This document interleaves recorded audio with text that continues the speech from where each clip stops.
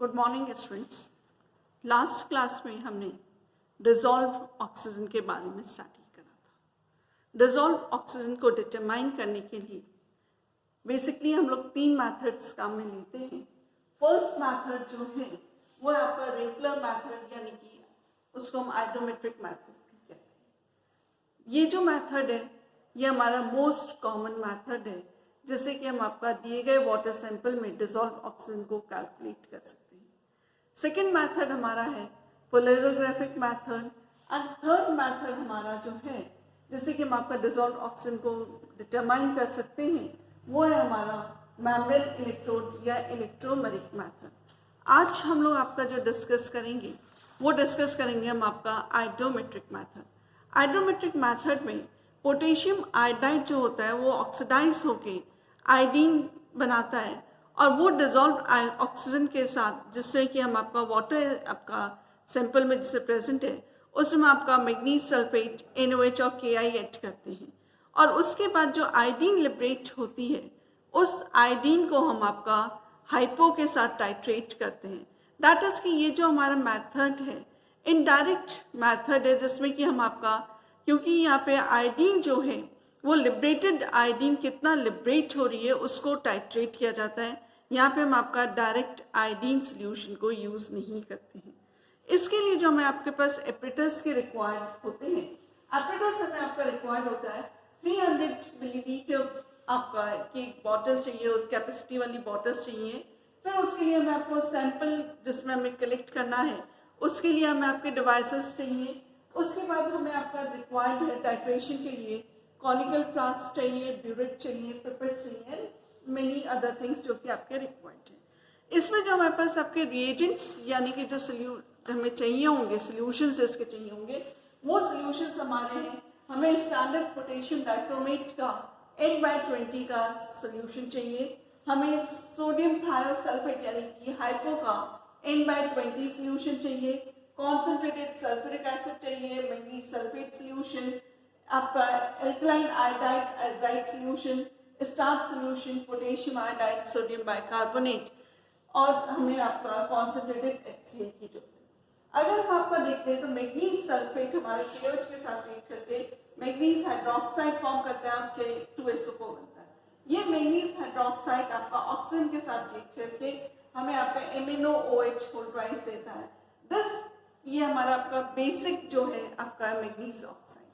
ना ये हमारे पास जो है ये हमारा आगे फर्दर सल्फ्यूरिक एसिड के साथ रिएक्ट आउट करके मैग्नीज सल्फेट फॉर्म करता है, और इस रिएक्शन में हमारा नेसेंट ऑक्सीजन आपका लिबरेट आउट होता है। ये नेसेंट ऑक्सीजन पोटेशियम आयोडाइड और सल्फ्यूरिक एसिड के साथ रिएक्ट करके K2SO4 iodine and water form करता है। यहाँ पे ये जो लिबरेटेड आयोडीन है इस आयोडीन को हम आपका सोडियम थायोसल्फेट के साथ रिएक्ट आउट करते हैं, और ये हमें आपका फॉर्म करता है सोडियम टेट्राथायोनेट और सोडियम आयोडाइड। इसमें यहाँ पे ये फॉर्म होता है। ये रिएक्शन आप लोगों ने सेकेंड ईयर में आइडोमेट्रिक टाइट्रेशन में करी होगी। नाउ अब हमें आपके जो सोल्यूशंस चाहिए वो सोल्यूशंस हमारे होते हैं पोटेशियम डाइक्रोमेट। पोटेशियम डाइक्रोमेट का जो मॉलिक्यूलर वेट होता है ये हमारा इसका होता है 294.21 इसका आपका मॉलिक्यूलर वेट है। तो इसका इक्विवेलेंट वेट हमारा होता है 49.03 इसका इक्विवेलेंट वेट है। तो N/20 के लिए हमें आपका कैलकुलेट करना पड़ेगा कि हमें आपका कितना पोटेशियम डाइक्रोमेट चाहिए, और जब हम इसको कैलकुलेट करते हैं it comes out to be 2.4518 आता है। तो हम 2.45, तो पोटेशियम डाइक्रोमेट के लिए हम आपका ले लेते हैं 2.4518 ग्राम्स। हम इसका आपका लेते हैं पोटेशियम डाइक्रोमेट का, और ये जो पोटेशियम डाइक्रोमेट होना चाहिए ये हमारा आपका ड्राई पोटेशियम डाइक्रोमेट होना चाहिए, यानी कि पाउडर होना चाहिए। और फिर हम इसको आपका डिस्टिल वाटर में इसका सोल्यूशन बना लेते हैं, और ये सोल्यूशन हम बनाते हैं इन 1000 मिलीलीटर वाले मेजरिंग फ्लास्क में हम इसका बनाते हैं। अब यहाँ पे इसका मतलब ये हुआ कि हमें 2.4518 ग्राम्स पोटेशियम डाइक्रोमेट का लेकर हमें आपका उसका सोल्यूशन बनाना है कितने 1000 मिलीलीटर वाले वॉल्यूमेट्रिक फ्लास्क में हमें सोल्यूशन बनाना है। अगर हमें इसके और ज़्यादा एक्यूरेट सोल्यूशंस चाहिए होते हैं तो हम उसके लिए क्या करते हैं, पहले जो पोटेशियम डाइक्रोमेट जो होता है उसको हम आपका 140 डिग्री सेंटीग्रेड पे हीट आउट करते हैं, और ये जो हीट हम करते हैं ये हीटिंग हमारा ओपन हीटिंग ना होकर हम इसको इलेक्ट्रिक ओवन में हीट करते हैं। और इलेक्ट्रिक ओवन में हीट करने के बाद 140 डिग्री सेंटीग्रेड के बाद हम इसको डेसिकेटर में रख के आपका कूल डाउन करते हैं, और उस कूल डाउन करने के बाद जब वो कूल हो जाता है, पूरा ठंडा हो जाता है, उसके बाद हम उस सैंपल से हम आपका सोल्यूशन प्रिपेयर करते हैं, और वो हमारा बनता है N/20 का पोटेशियम डाइक्रोमेट सोल्यूशन बनता है। नेक्स्ट सोल्यूशन जो हमको आपका यहाँ पे रिक्वायर्ड है वो हमारा आपका होता है हाइपो सोल्यूशन बनाना है, यानी कि सोडियम थायोसल्फेट का सोल्यूशन बनाना है। सोडियम थायोसल्फेट का जो मॉलिक्यूलर वेट होता है इट इज 248.17 आपका होता है, और इसका मॉलिक्यूलर वेट और इक्विवेलेंट वेट हमारा सेम आपका रहता है।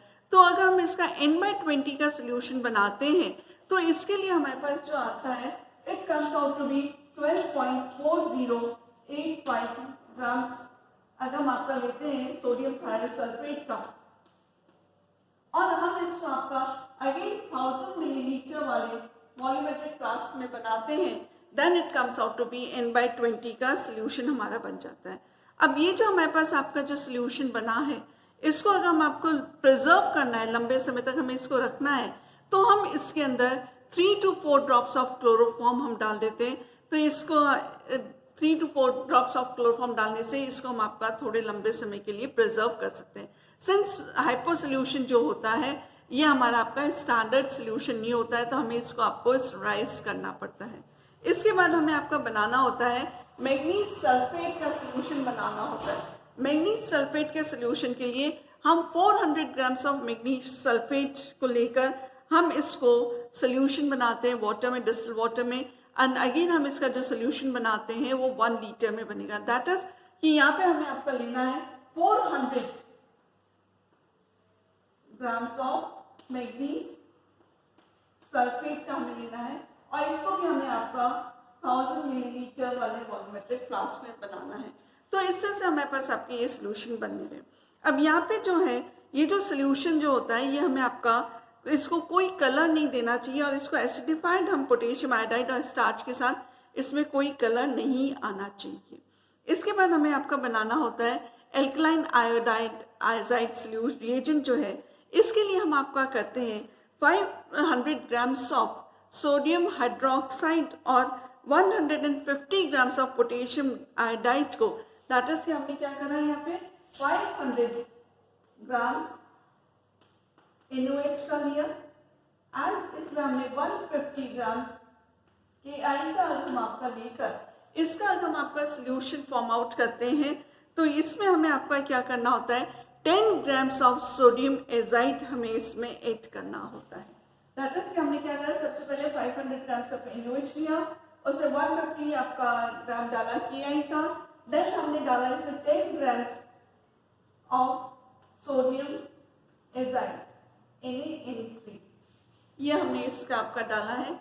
और इसके बाद जो हमारा है इसको हमने आपका क्या करा, पहले 40 मिलीलीटर ऑफ डिस्टिल्ड वाटर में हमने इसको बनाया, और सोल्यूशन इसका दैट इज इन तीनों चीज़ों को मिक्स करके, और उसके बाद जो हमारे पास वॉल्यूमेट्रिक फ्लास्क है उसको हम आपका 1 लीटर तक हम इसको फिल आउट कर देते हैं। दैट इज कि टोटल जो हमें यहाँ पे ये भी जो हमारा सोल्यूशन बनेगा ये भी हमें आपका 1000 मिलीलीटर में हमारा फॉर्म आउट होगा। तो इस तरह से हमारे पास आपका एल्कलाइन जो सोडियम एजाइड सोल्यूशन है वो हमारा बनता है। अगेन ये जो हमारा होता है it should not give colour with starch on dilution and acidification, यानी कि ये आपका डाइल्यूट करने पे हमें आपका स्टार्च के साथ और आपका एसिडिफाई करने के साथ साथ हमें इसमें कोई कलर नहीं मिलना चाहिए। इसके बाद हमें आपका रिक्वायर्ड है स्टार्च सोल्यूशन, हमें आपका रिक्वायर्ड है स्टार्च सोल्यूशन। हम जो आपका लेते हैं ये हमारा आपका फ्रेशली प्रिपेयर्ड होना चाहिए, और क्योंकि ये भी लंबे समय तक आपका स्टेबल नहीं रहता है, तो इसके लिए हम आपका क्या करते हैं कि हम आपका पहले स्टार्च को लेकर हम उसका डिस्टिल वाटर में एक आपका पेस्ट टाइप बना लेते हैं, और फिर हम उसको में आपका डिस्टिल वाटर ऐड करके, यानी कि उसको कांस्टेंट स्टरिंग के साथ हम उसमें आपका 100 ml करीब आपका डिस्टिल ml वाटर डालते हैं, और उसके बाद हम इसको क्या करते हैं इसको हम आपका विथ कांस्टेंट स्टिरिंग हम इसको हीट करते रहते हैं। जब हम इसको हीट करते हैं तो हमें ये आपका एक ट्रांसपेरेंट सोल्यूशन हमें फॉर्म आउट हो जाता है। तो इस तरह से हमारा जो है स्टार्च का सोल्यूशन प्रिपेयर हुआ। इसके अलावा हमें जो आपका रिक्वायर्ड है वो रिक्वायर्ड हमें आपका पोटेशियम आयोडाइड चाहिए, जो कि हमारा आयोडेट फ्री हमारा रहना चाहिए। सोडियम बाइकार्बोनेट रिक्वायर्ड है, कॉन्सेंट्रेटेड हाइड्रोक्लोरिक एसिड रिक्वायर्ड है। तो यहाँ पे हम आपका जो सबसे पहला पॉइंट जो है प्रोसीजर है वो हमारा है हाइपो सोल्यूशन को स्टरलाइज करना, इसका प्रमाणीकरण करना।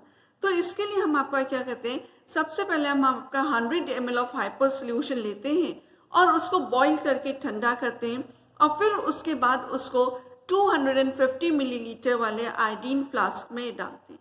उसके जब हमने ठंडा करने के बाद आयोडीन फ्लास्क में डाल दिया, उसके बाद हम इसमें आपका 2 grams of potassium iodide and 2 grams of आपका सोडियम बाइकार्बोनेट डाल के हम इसको आपका शेक करते हैं।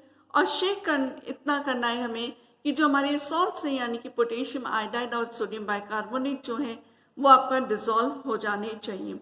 और फिर हम इसका आपका रोटेट करते हुए, यानी कि जेंटली हम उसको माइल्ड, पूरा अच्छे से रोटेट नहीं करना है, हल्का सा रोटेट करते हुए हम उसको जो है 25 मिलीलीटर ऑफ N/20 का हम आपका जो है पोटेशियम डाइक्रोमेट का सोल्यूशन डाल के हम इसको आपका मिक्स आउट कर लेते हैं।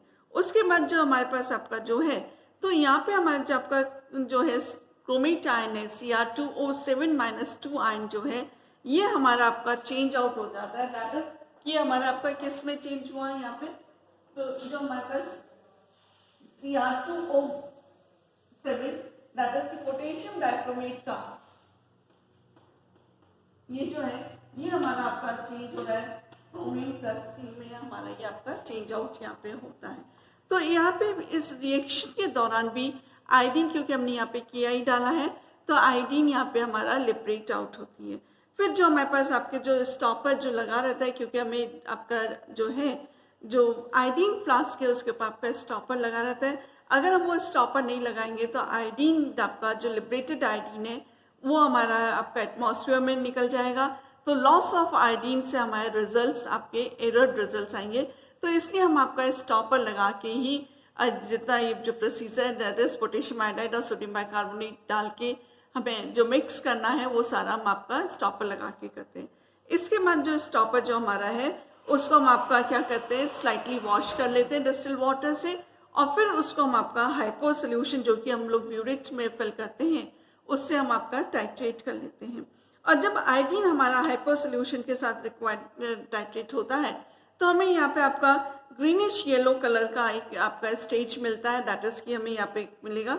और उस स्टेज पे हम आपका स्टार्च जो है इंडिकेटर हम वो आपका ऐड करते हैं और उसके बाद अगेन हमें हाइपो से इसको टाइट्रेट करते हैं। हाइपो से टाइट्रेट हम आपका तब तक करते हैं जब तक कि हमें आपका ब्लूइश कलर हमें आपका जो है वो स्टार्च सोल्यूशन डालने पे ब्लू कलर होगा, क्योंकि ये हमारा बन रहा है स्टार्च आयोडीन कॉम्प्लेक्स की। और ये हमें टाइट्रेट तब तक करना है जब तक कि हमारा जो आपका है ग्रीनिश ब्लू कलर जो हमारा है वो हमारा आपका लाइट ग्रीन कलर से में चेंज नहीं हो जाए।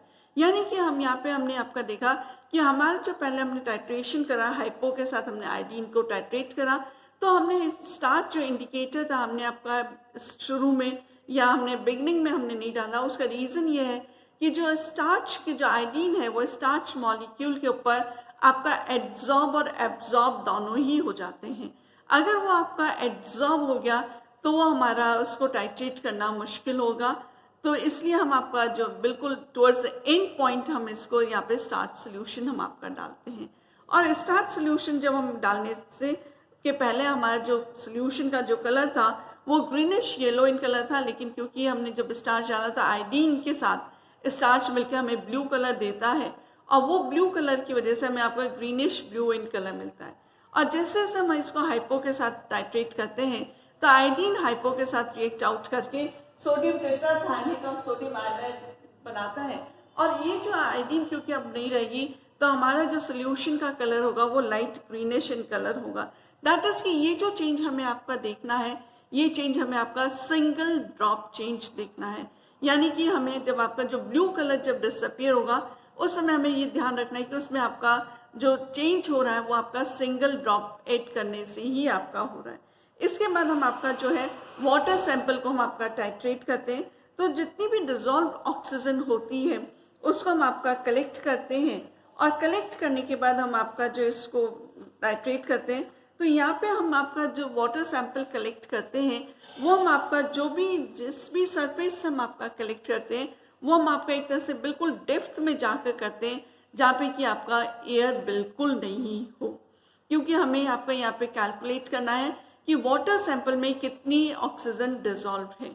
यदि हम आपका जो वाटर सैंपल की जो बॉडी है जहाँ से हम कलेक्ट कर रहे हैं, अगर हम आपका उसके सरफेस से अगर हम आपका कलेक्ट कर लेते हैं तो जो एटमॉस्फेरिक ऑक्सीजन है वो भी उसके अंदर आपका पार्ट प्ले करेगी, and again our result will be आपका जो होगा एरर रिजल्ट होंगे। तो इसलिए हम आपका जो सैंपल लेते हैं वो हम आपका बिल्कुल जो हमारा वाटर जो बॉडी है जहाँ से हमें सैंपल कलेक्ट करना है उसके हम आपका बिल्कुल डेप्थ में जाकर हम आपका लेते हैं। अब ये जब इसके बाद जब हम आपका टाइट्रेट कर लेते हैं तो इसकी हमें आपका कैलकुलेशन हम कैसे करेंगे। कैलकुलेशन के लिए एक फॉर्मूला है, डिसॉल्व ऑक्सीजन यानी कि oxygen is equal to N into E into 0.698 into Vt upon Vs। No अब ये क्या चीज है, N जो यहाँ पर है ये हमारा आपका हाइपो सॉल्यूशन की मोलरिटी है, यानी कि उसकी स्ट्रेंथ क्या है। यहाँ पे E जो है it is the equivalent weight of the oxygen. Equivalent weight oxygen का हमें पता है 8 होता है। कैसे आता है, क्योंकि इसका मॉलिक्यूलर जो फॉर्मूला होता है वो O2 होता है। तो O2 मीन्स कि 16 divided by 2 which comes out to be 8। तो इसका जो इक्विवेलेंट वेट होता है वो हमारा 8 होगा। नाउ यहाँ पे जो ये 1000 सॉरी हम यहाँ पे 1000 लिखना रह गया। ये जो 1000 जो हमारा है ये हमें आपका जो यहाँ पे जो हमें आपका जो कैलकुलेशन आएगी इसको हम आपका लीटर में एक्सप्रेस करने के लिए हमने 1000 से मल्टीप्लाई करा। 0.698 ये हमारा जो एक फैक्टर है, this factor is used to convert the milligram per liter to the milliliter of oxygen per liter। यानी कि हमारे पास जो कैलकुलेशन में जो आ रहा है वो हमारे पास मिलीग्राम पर लीटर आएगा। तो उसको हमें आपका मिलीलीटर ऑफ ऑक्सीजन, कितने मिलीलीटर ऑक्सीजन है आपका 1 लीटर में, तो उसको हमें आपका मिलीग्राम को मिलीलीटर में कन्वर्ट करने के लिए हमने 0.698 से हम इस फैक्टर से मल्टीप्लाई करते हैं। देन Vt जो यहाँ पर है ये हमारा है कि जो हमारा हाइपो का जो वॉल्यूम लगा है ब्यूरेट से, यानी कि हमने टाइट्रेशन में हमारा कितना वॉल्यूम लगा है वो हमारा हाइपो का वॉल्यूम है, उसको हमने आपका Vt से रिप्रेजेंट करा है। देन Vs जो हमने आपका है, Vs हमारा है कि हमने आपका कितने ग्राम सैंपल को टाइट्रेट करा है, यानी कि हम इसको यहाँ पे कह सकते हैं उसका कितने मिलीलीटर ऑफ वॉल्यूम हमने आपका लिया है सैंपल का, उससे हम आपका यहाँ पे कैलकुलेट आउट कर सकते हैं। तो यहाँ पे जब आपका इसका कैलकुलेट आउट करते हैं it comes out to be normally जो हम आपका पर लीटर की अगर हम आपकी कैलकुलेशन की बात करते हैं तो it generally comes out to be 8.4 milligrams of dissolve oxygen 1 litre आपके जो है वाटर सैंपल में प्रेजेंट रहती है। जनरली हमारा ये आता है, लेकिन हम यहाँ पे 100% नहीं कह सकते हैं कि इतना 8.4 मिलीग्राम्स पर लीटर ही आएगा। It can be slightly more और it can be slightly less. ये जो हमारा 8.4 जो मिलीग्राम जो आया है ये हमारा आपका थ्योरेटिकल वैल्यू है, but experimental values are always different than the theoretical value. This is about the iodometric math.